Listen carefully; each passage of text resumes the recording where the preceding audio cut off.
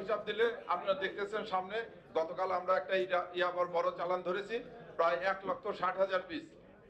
1,60,000 piece ইয়াবা একদিনে উদ্ধার হয়েছে এবং গত 3 মাসে ঢাকা মহানগর গোয়েন্দা পুলিশ কর্তৃক 3,28,666 পিস ইয়াবা উদ্ধার হয়েছে।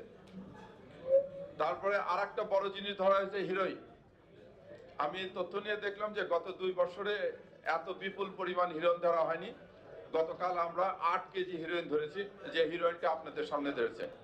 তা আগে আমরা যেটা করতাম যে আমরা আসলে মাদক ব্যবহারকারী, সেবনকারী এবং খুচরা বিক্রেতা এদের উপরেই সাধারণত আমরা আমাদের গোয়েন্দা নজরদারি এবং এদের ইনফরমেশন গুলো নিয়ে আমরা কাজ করতাম।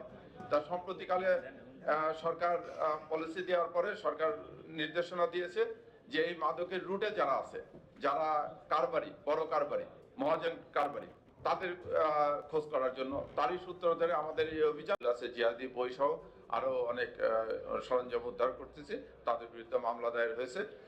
আমি ঢাকা মহানগরবাসী সহ দেশবাসীকে আশ্বস্ত করতে চাই, বাংলাদেশ পুলিশ যে কোনো চ্যালেঞ্জ গ্রহণে এখন প্রস্তুত। সন্ত্রাসী এবং মাদকদের বিরুদ্ধে যে কোনো চ্যালেঞ্জ আমরা এটা গ্রহণ করতেছি এবং এই ব্যাপারে আমাদের জিরো টলারেন্স এবং আগামী দিনগুলোতে এই অভিযান অব্যাহত রেখে আমরা সন্ত্রাসকে নির্মূল করব, আমরা মাদককে নির্মূল করব। এটাই ঢাকা মেট্রোপলিটন পুলিশ তথা বাংলাদেশ পুলিশের অঙ্গীকার। ধন্যবাদ আপনাদের সবাইকে। বাণী প্রত্যেকারা এবং এই যে যেটা আপনি বললেন যে হাট নিয়ে, এটা তো আসলে একটা আধিপত্য নিয়ে, সামনে কোরবানি, আপনি জানেন যে কোরবানির হাট নিয়ে একটা আধিপত্য বিস্তার নিয়ে আমাদের এখানে বিভিন্ন রকম গ্রুপ করে আবির্ভাব হয়।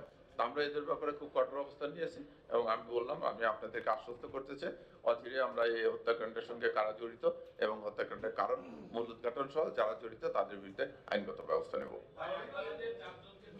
করবো। অবশ্যই তো আমরা আরো কিছু জানার অবশ্যই আছে। প্রাথমিকভাবে আমরা যেটুকু জেনেছি যে তারা সন্ত্রাসী সংগঠন করেছে, তারা একত্রিত হয়ে সন্ত্রাসমূলক কর্মকাণ্ড পরিচালনা করতো একটা গোষ্ঠীর নামে।